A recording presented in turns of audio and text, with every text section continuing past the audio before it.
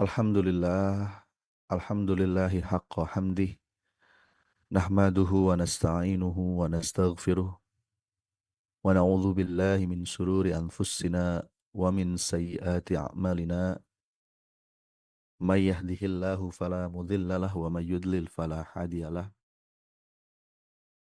Asyhadu an la ilaha illallah al-malikul haqqul mubin wa asyhadu anna Muhammadan abduhu wa rasuluh al-mab'uts rahmatan lil alamin.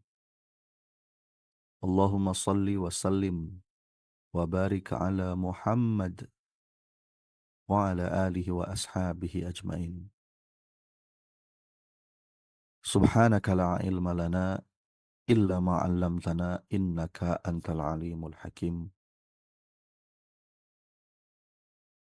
Alhamdulillah ayah bunda, kita jumpa lagi dalam majelis rutin kita.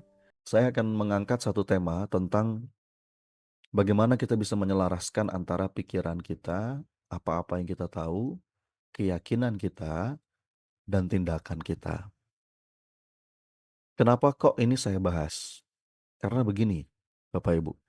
Banyak orang tahu apa yang perlu dilakukan, banyak orang paham tentang apa yang penting dalam hidupnya, tapi tidak semua orang itu betul-betul menjalankan apa yang mereka tahu. Tidak semua orang itu benar-benar melakukan apa yang mereka pahami. Jadi sebagaimana yang di slide nih yang saya tampilkan, jadi ada yang namanya kesenjangan ya atau gap antara pengetahuan yang dimiliki dengan tindakan dan perilaku seseorang. Betul nggak sih? Ada kesenjangan antara pengetahuan yang kita miliki dengan apa yang kita lakukan dan apa perilaku kita.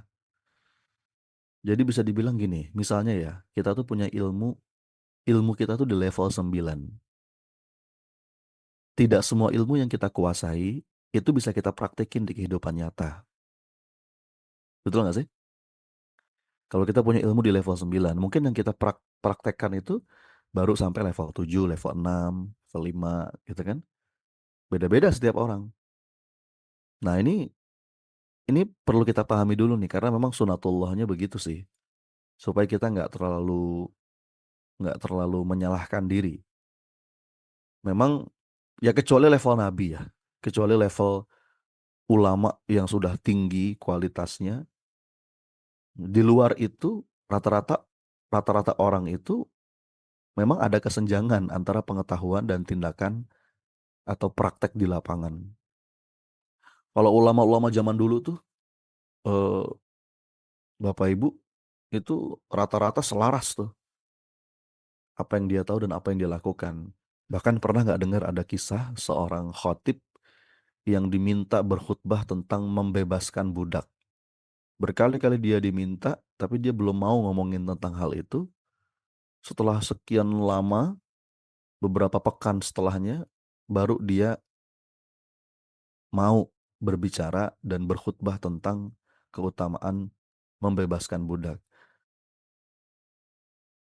Kenapa butuh waktu sekian lama? Karena ternyata ulama itu berusaha untuk mengamalkan dulu. Dia nabung dulu sekian waktu, ngumpulin uang untuk membebaskan budak. Baru setelah itu dia berani untuk bercerita, untuk sharing, untuk khotbah tentang benefit membebaskan budak. Nah, itu kisah yang sangat inspiratif ya. Betapa ulama zaman dulu itu berusaha menyelaraskan apa yang dia serukan, apa yang dia katakan dengan apa yang dia lakukan. Kalau kita kan nggak gitu ya. Ya, sebetulnya nggak salah juga sih. Karena memang haknya ilmu itu kan dua. Yang pertama diamalkan, yang kedua minimal diajarkan kepada orang lain. Jangan sampai dua-duanya ini nggak ada. Ya. Nah yang jadi masalah diamalkan enggak, diajarin juga enggak. Nah itu yang bermasalah. Jadi sebetulnya nggak salah juga sih kalau memang kita menyampaikan, mengajarkan apa yang belum kita lakukan. Tapi eh, apa namanya, ini perlu kita sadari dan kita perlu komitmen untuk menuju ke arah sana. Sadar bahwa ada kesenjangan apa yang kita ketahui dengan apa yang kita lakukan. Dan seringkali itu masalahnya bukan di luar, tapi masalahnya ada di dalam. Saya menyebut dengan inner game. Karena banyak orang ketika berbicara bahwa dia tidak mampu melakukan sesuatu, seringkali yang disalahkan tuh pihak lain. Kita tahu diet itu penting, tapi saya nggak bisa diet, Ustadz. Oh, gimana saya mau diet? Saya kan punya anak-anak. Mereka pengennya jajan, makan ini, makan itu, giliran mereka nggak habis, saya yang makan. Itu kita menyalahkan pihak lain. Kenapa kamu nggak olahraga? Ya gimana saya mau olahraga? Saya nggak punya membership di gym. Membership gym disalahin. Saya nggak punya sepatu buat lari. Rumah saya jauh start dari lapangan. Rumah saya jauh dari tempat olahraga. Nyalahinnya pihak luar terus. Kecenderungan kita tuh kayak gitu. Padahal seringkali yang menghambat diri kita untuk melakukan apa-apa yang kita ketahui, untuk melakukan apa-apa yang penting, apa-apa yang baik, itu sebetulnya bukan sesuatu yang ada di luar, tapi sesuatu yang ada di dalam. Inner game, ya. Jadi ini penting nih, Bapak Ibu, kawan-kawan yang dirahmati Allah. Jadi gini, kalau berbicara tentang hal ini, memang ada dua golongan manusia sih. Ada orang-orang yang dikendalikan oleh lingkungan, ya. Perilakunya itu dikendalikan oleh lingkungan. Tapi ada kelompok yang kedua, orang-orang yang bisa mengendalikan perilakunya tanpa harus dikendalikan oleh lingkungan. Kalau bahasanya Stephen Covey, ada orang-orang yang hidupnya di bawah garis, below the line, ada orang-orang yang hidupnya itu di atas garis. Nah, garisnya itu apa? Namanya garis responsibility, garis tanggung jawab, garis ikhtiar. Jadi ada orang-orang yang hidupnya di atas garis. Nah, ini dia. Orang-orang yang hidupnya di atas garis itu adalah orang-orang yang sadar bahwa dia punya kemampuan, dia punya kebebasan untuk memilih responnya, seperti apapun keadaan lingkungannya, apapun stimulus yang terjadi, dia sadar bahwa dia bisa menentukan perilakunya, dia bisa menentukan sikapnya, apa yang dia pikirkan, apa yang dia rasakan. Inilah orang-orang yang berdaya, orang-orang yang punya mental pemenang, gitu. Sementara ada orang-orang yang hidupnya itu di bawah garis, below the line. Ini orang-orang yang tidak mau bertanggung jawab atas hidupnya. Dia merasa dia tidak punya kemampuan untuk memilih respon sesuai dengan apa yang diharapkan. Padahal manusia itu punya kemampuan itu. Itulah hebatnya manusia. Nah, responsibility ini dalam bahasa fikihnya itu ikhtiar. Nah, biasanya orang-orang yang hidupnya di bawah garis, dia punya kebiasaan. Kebiasaannya apa? BEJ. Apa itu BEJ? Bukan Bursa Efek Jakarta ya. BEJ itu B-nya pertama blaming, E-nya itu excusing, J-nya itu justifying. Ini orang-orang yang punya victim mentality, playing victim. Ini kebiasaan orang-orang yang hidupnya di bawah garis. Blaming. Blaming itu apa? Nyalahin nyalahin pihak lain terus. Apapun yang terjadi dalam hidupnya, dia selalu mencari siapa yang bisa disalahkan. Itu blaming. Oh, hidup saya begini gara-gara dia. Hidup saya begini gara-gara pemerintah. Hidup saya begini gara-gara ini, gara-gara itu, dan lain sebagainya. Itu namanya blaming. Nah, itu kalau kita punya kebiasaan kayak begitu, kita itu menunjukkan bahwa kita itu ada di bawah garis, below the line. Ya. Yang kedua, excusing. Excuse itu beralasan terus. Banyak alasan. Ya memang saya cuma bisa segini Pak, mau gimana lagi? Saya kan gaptek Pak. Saya nggak bisa belajar Pak kalau kayak begitu. Beralasan terus. Jadi excuse itu nyari-nyari alasan.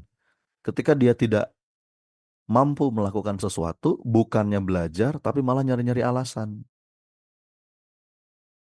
Ya, karena nyari alasan tuh gampang. Nyari alasan tuh paling gampang dicari. Maksudnya kan kita nyari ilmu, bukan nyari alasan. Jadi orang yang excuse itu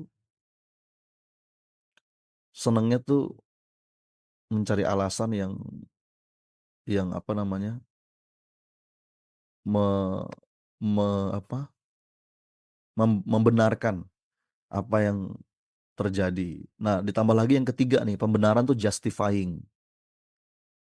Ya wajar lah kalau dia sukses, kenapa? Dia punya privilege. Wajar lah dia dekat sama si Anu, sama si itu. Wajar lah dia kayak gitu. Ya Mas Sony wajar lah bisa sampai di titik ini karena punya privilege, punya mentor-mentor hebat. Saya siapa? Dah aku mah apa tuh? Nah, saya nggak punya apa-apa, itu jadi selalu nyari pembenaran. Ketika ada orang yang berhasil, kan harusnya kita belajar, nyari solusi, berusaha menemukan strategi apa yang mereka lakukan. Tapi enggak, orang-orang yang senengnya pembenaran itu, ya tadi hobinya itu blaming, excusing, justifying. Itu tanda bahwa kita nggak mau bertanggung jawab terhadap hidup kita sendiri. Jadi kalau kita pengen hidup di atas garis, stop menyalah-nyalahkan sesuatu di luar diri kita, stop banyak alasan, dan stop pembenaran. Bertanggung jawablah terhadap pilihan-pilihan kita, perilaku kita, kehidupan kita sendiri. Ya. Nah, kita tuh kan manusia punya kemampuan untuk berikhtiar. Ikhtiar itu kan dari kata ikhtaro yakhturu, kemampuan untuk memilih.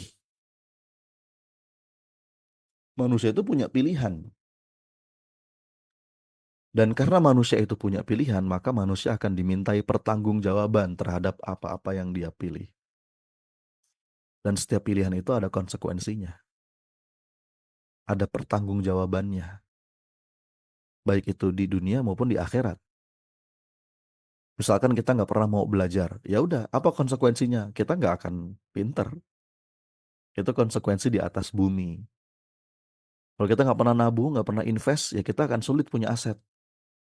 Logikanya kan begitu ya. Kalau kita nggak pernah olahraga, ya udah, nanti masa otot kita akan mengecil, tulang jadi rapuh, karena kita males-malesan. Itu konsekuensi namanya. Ada juga konsekuensi akhirat. Bagaimana cara kita memperlakukan harta yang kita punya, badan yang kita punya, nikmat-nikmat yang kita dapatkan. Itu nanti akan dimintai pertanggungjawaban. Maka kita perlu penting bagi kita untuk menyadari bahwa kita tuh diberikan kemampuan untuk memilih. Oleh karena itu, pilihlah hal-hal yang baik. Nah, pertanyaannya, apa yang perlu dimiliki oleh seseorang agar dia bisa secara sadar memilih perilakunya sendiri, supaya dia tidak dikendalikan oleh lingkungan, supaya dia nggak bergantung atau dikontrol oleh lingkungan sekitar. Ada beberapa level kawan-kawan sekalian. Nih, yang pertama, kita perlu punya kemampuan. Kita perlu punya kemampuan. Kemampuan itu ada dibagi dua. Yang pertama, yang sifatnya pengetahuan atau ilmu, dan yang kedua, yang sifatnya keterampilan atau skill. Bedanya apa sih? Pengetahuan sama keterampilan. Kalau pengetahuan itu informasi yang kita butuhkan untuk menyelesaikan sesuatu. Itu namanya pengetahuan. Jadi pengetahuan itu informasi untuk melakukan sesuatu. Tapi kalau skill, kalau keterampilan, urut-urutan langkah teknis untuk melakukan sesuatu. Contoh nih Bapak Ibu, saya pakai contoh ya. Misalkan saya seorang sales, penjual, tenaga penjual. Agar saya bisa berhasil sebagai seorang sales, apa yang perlu saya punya? Agar saya berhasil ketemu menghadapi berbagai macam prospek, calon pembeli yang gayanya macam-macam. Nah, itu kan sesuatu yang di luar diri kita. Supaya saya bisa berinteraksi dengan orang-orang kayak begitu. Apa yang perlu saya punya? Dua kan? Yang pertama pengetahuannya, product knowledge-nya. Dan yang kedua, skill, keterampilan untuk menjual produk yang saya punya. Iya nggak? Ini basic banget nih. Jadi kalau saya pengen jadi tenaga penjual yang sukses, maka saya perlu punya pengetahuan tentang produk yang saya jual. Oke, jualan apa? Suplemen misalkan. Misalnya ya, saya perlu tahu informasi tentang produk itu. Manfaatnya apa, kontraindikasinya apa, yang cocok untuk minum suplemen ini siapa aja. Kalau saya nggak punya pengetahuan tentang itu, saya nggak bisa jualan secara efektif. Nah, setelah pengetahuan, yang kedua saya butuh keterampilan. Itu perlu dilatih. Oke, kalau saya mau jualan, itu ada urut-urutannya. Yang pertama, bangun kedekatan, gali kebutuhan orang, presentasikan solusinya, baru closing. Nah, itu kan keterampilan. Jadi boleh jadi kita itu tidak tidak melakukan sesuatu karena kita belum punya kemampuan, belum punya pengetahuan tentangnya, dan belum punya keterampilan tentangnya. Gitu. Nah, ini perlu kita cek. Misalkan kita punya sebuah target, tapi kita nggak jalan-jalan. Coba dicek, jangan-jangan kita belum punya kemampuan yang dibutuhkan untuk mengejar target itu. Gitu ya. Nah, kemudian pertanyaannya begini, pernah nggak kita sudah punya kemampuannya, pengetahuannya kita udah punya, keterampilannya udah punya, tapi tetap nggak dijalanin, tetap nggak dilakukan. Pernah nggak? Ada tuh yang kayak begitu di antara kita, pengen menghasilkan sebuah karya, pengen bikin buku, pengen bikin kelas online. Ilmunya udah punya, skillnya udah punya, semua alat-alat udah punya, mikrofon punya, laptopnya udah ada, rumahnya udah kayak studio, tapi tetap aja nggak mulai ngonten, nggak mulai menghasilkan karya. Ada yang pernah ngalamin nggak? Nah itu masalahnya di mana? Ternyata kemampuan kita itu dikendalikan oleh keyakinan. Ada orang sudah mampu, tapi dia nggak jalan-jalan. Boleh jadi masalahnya ada pada keyakinan. Bahasa gampangnya itu Bapak Ibu, keyakinan tuh apa sih? Seberapa percaya diri kita dengan kemampuan yang sudah kita punya. Karena banyak orang yang sebenarnya punya kemampuan, tapi dia nggak percaya diri dengan kemampuannya. Dia merasa nggak yakin dengan kemampuan yang dia miliki. Dia merasa nggak pede dengan kemampuan yang dia punya. Gitu. Jadi nggak selaras. Keyakinannya nggak selaras dengan perilakunya. Karena keyakinan itu kan kesimpulan yang kita punya tentang diri dengan kemampuan. Ya. Nah ini penting. Ada orang pengen banget nulis buku, tapi nggak pernah berhasil. Kenapa? Karena ada keyakinan yang salah. Saya ini siapa ya? Kok berani-beraninya saya nulis buku? Saya belum sukses, saya belum berhasil, saya belum punya apa-apa. Kayak saya nulis buku, nanti orang mentertawakan saya gimana? Saya merasa nggak layak. Karena ada keyakinan yang salah, seakan-akan nulis buku itu ngajarin orang tentang sesuatu yang sudah berhasil kita capai. Kalau keyakinannya kayak begitu, itu keyakinan yang tidak membantu, tidak memberdayakan. Padahal sebetulnya buku itu hanyalah catatan belajar. Kita ingin berbagi pengalaman mungkin apa yang sudah kita tahu. Ya. Ini tentang belief system yang ada dalam diri. Jadi kalau kita sudah punya kemampuan, tapi kok kita nggak kunjung bergerak, jangan-jangan ada yang salah pada keyakinan dalam diri kita. Nah, keyakinan itu ada yang lebih dalam lagi, namanya identitas, identitas diri. Nah, kadang-kadang identitas diri kita pun suka dipengaruhi sama orang lain. Apa yang orang lain lihat, apa yang orang lain tahu tentang diri kita, itu seringkali ngebentuk identitas kita. Padahal identitas itu adalah bagaimana cara kita memandang diri. Kita ingin jadi orang seperti apa. Itu jauh lebih penting. Dan ini berpengaruh pada keyakinan, berpengaruh pada kemampuan. Gitu teman-teman.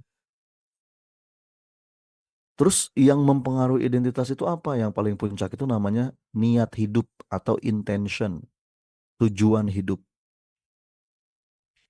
Ini sumber dari segala energi ya. Kalau niat kita sudah luas, niat kita udah kuat gitu, bahwa misalkan contoh yang tadi deh, saya pengen nulis buku, tujuannya apa? Supaya banyak orang dengan izin Allah wasilah apa yang saya tulis tercerahkan, terinspirasi, dan semoga jadi amal jariah yang terus mengalir meskipun jantung saya sudah berhenti. Bukankah Rasulullah itu ngasih kita peluang? Orang yang paling beruntung itu orang yang jantungnya udah berhenti tapi amalnya masih terus mengalir. Dan Rasul ngasih kita peluang lewat amal jariah, sedekah jariah, lewat doa anak-anak yang soleh, dan yang ketiga lewat apa namanya, ilmu yang bermanfaat. Maka saya pengen meninggalkan warisan terbaik dalam hidup. Nah, itu niatnya begitu tuh. Akhirnya membentuk identitas. Oh, saya orangnya, apa identitas diri saya itu orangnya pembelajar dan saya senang berbagi. Itu identitas diri. Saya adalah orang yang senang berbagi. Apa-apa yang saya tahu, sebisa mungkin saya bagikan kepada sebanyak mungkin orang. Ya. Dan itu berpengaruh pada keyakinan kita. Saya nulis buku, saya berbagi sesuatu, bukan berarti saya pinter, bukan berarti saya sudah tahu segalanya, tidak. Tapi ini catatan belajar saya, pengalaman hidup saya, ketemu dengan orang, menghadapi beberapa episode kehidupan. Mudah-mudahan ini ada manfaatnya bagi yang butuh. Bukan keyakinan-keyakinan yang melemahkan. Ah, saya mah apa tuh? Saya nggak merasa nggak pantas untuk berbagi. Nah, itu keyakinan yang melemahkan. Akhirnya kalau kita sudah punya niat yang kuat, niat yang luas, identitas yang mantap, keyakinan yang mendukung, kita terdorong untuk membangun kemampuan, ya nggak? Kita cari tahu apa yang bisa kita apa yang bisa kita pelajari agar kita punya pengetahuan yang mendukung, lalu keterampilan apa saja yang perlu kita latih. Jadi ini apa-apa yang ada di ruang dalam diri, kawan-kawan sekalian. Nanti kapan-kapan kita akan bahas lebih dalam tentang bab keyakinannya ya. Tapi saya sampaikan dulu frame frame lengkapnya gitu loh. Ini beberapa layer yang ada di ruang dalam diri kita yang seringkali membuat ketidakselarasan antara apa yang kita ketahui dengan apa yang kita lakukan. Kan mestinya selaras. Kita tahu A, kita melakukan A. Kita tahu B itu penting, kita lakukan B. Kita tahu C itu nggak bagus, kita nggak melakukan C. Kan begitu. Tapi kenapa ada kesenjangan? Boleh jadi masalahnya di sini nih. Kita belum punya kemampuannya, belum punya pengetahuan dan skillnya, atau ada keyakinan yang salah dalam diri kita, ada identitas yang nggak benar, dan atau ada niat yang belum cukup kuat. Dan akhirnya itu tidak mendorong kita untuk melakukan apa yang kita tahu, untuk melakukan apa yang kita anggap itu penting. Oke? Nah, sekarang pertanyaannya bagaimana kalau kita tidak selaras? Nah, apa yang perlu dilakukan? Ada tiga nih, Bapak Ibu yang dirahmati Allah. Yang pertama, identifikasi dulu. Ganjelannya tuh ada di mana. Kita udah tahu ini penting, tapi nggak kita lakukan. Itu kita perlu identify. Ini masalahnya di mana nih? Apakah saya kurang skill? Oh ya udah berarti perbanyak latihan. Apakah saya kurang ilmunya? Ya udah tambah ilmunya, belajar. Atau jangan-jangan saya punya belief atau keyakinan yang salah, keyakinan yang menghambat. Ya berarti kita perlu reframing. Ya. Kita perlu coba mengubah apa-apa yang kita yakini yang awalnya melemahkan menjadi keyakinan yang memberdayakan. Atau jangan-jangan masalahnya di identitas. Saya ini orang, saya ini bukan siapa-siapa, saya ini orang biasa. Itu identitas tuh. Nah, ini perlu kita selaraskan. Saya ini senang berbagi, saya ini seorang pembelajar. Bukankah hidup itu adalah tentang belajar? Nah, itu identitas diri yang perlu kita apa? Tempel pada diri kita. Atau jangan-jangan salahnya di niat. Yang empat tadi ya, niat kita belum cukup kuat, niat kita belum cukup luas. Kita pengen nulis buku, jangan-jangan dia itu cuma pengen dapat royaltinya, bukan betul-betul ingin memberikan manfaat. Itu berpengaruh tuh pada energi yang ada dalam diri. Jadi kalau kalau kita sudah tahu ada perilaku-perilaku yang mestinya kita jalanin, tapi kok nggak jalan-jalan, yang pertama identifikasi dulu ketidakselarasan itu adanya di level mana. Apakah di level kemampuan, di level keyakinan, di level identitas, atau di level tujuannya, niatnya nih. Kalau itu nggak selaras, maka ini perlu kita selaraskan. Nah, kalau sudah diidentifikasi, baru yang kedua namanya internalisasi. Jadi kita hujamkan, mulai dari niat. Kita luaskan niat kita. Jawab pertanyaan, untuk apa? Untuk siapa? Ya. Bapak Ibu kalau lagi capek, kalau lagi lelah, kalau lagi kehilangan energi untuk melakukan hal-hal baik, coba cek niatnya. Untuk apa? Untuk siapa? Itu perlu terus kita perbaharui. Niat itu perlu terus diperbaharui. Karena suka belok di tengah jalan. Kita berkarya. Atau sehari-hari deh. Bapak Ibu, ini ibu-ibu ngurusin anak, melayani suami. Apapun kita mungkin lagi capek, lagi lelah ngadepin beberapa episode kehidupan. Itu yang akan menghadirkan energi lagi dalam jiwa kita adalah pertanyaan, untuk apa? Untuk siapa? Saya ini ngelakuin ini untuk apa ya? Kalau sampai ketemu jawabannya untukmu ya Allah, di situ kita akan menemukan ketenangan. Kita itu jadi mudah lelah, mudah energi, mudah kehilangan energi karena jangan-jangan tujuan kita tuh bukan Allah, tujuan kita tuh masih selain Allah. Gitu. Dan itu dan itu kita jiwai terus. Penjiwaan itu yang akan membuat energi dalam jiwa kita, dalam dada kita itu nggak habis-habis. Ujungnya adalah clarity of purpose. Clarity of purpose. Kalau kita melakukan sesuatu niatnya karena Allah, kita nggak akan berhenti hanya karena manusia. Kan gitu. Gas aja terus. Kita akan punya dorongan semangat yang nggak habis-habis. Lelahnya berubah menjadi lillah. Ya. Nanti baru itu akan mempengaruhi keyakinan kita. Kita akan jadi semangat untuk membangun kemampuan diri. Kalau kita sudah tahu ada yang perlu kita lakukan, tapi kok nggak juga kita lakukan, nggak kunjung kita lakukan. Kita sudah tahu ada hal penting yang perlu kita amalkan, tapi kok kita nggak beramal juga. Boleh jadi cek empat yang tadi. Yang pertama, kemampuan, pengetahuan, skill itu perlu kita latih, perlu kita asah. Yang kedua, jangan-jangan ada keyakinan yang salah, yang itu melemahkan kita, membuat kita nggak bergerak. Atau ada identitas diri yang kita sematkan dan itu melemahkan, menghambat kita. Dan yang paling ujung, jangan-jangan ada niat yang salah. Niat yang masih belum kuat, niat yang masih belum luas.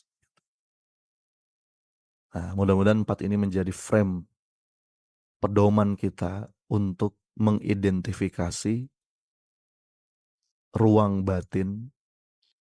Dan kalau kita sudah selaraskan empat ini, kita punya energi untuk terus bergerak dengan sepenuh rasa, dengan kemantapan hati.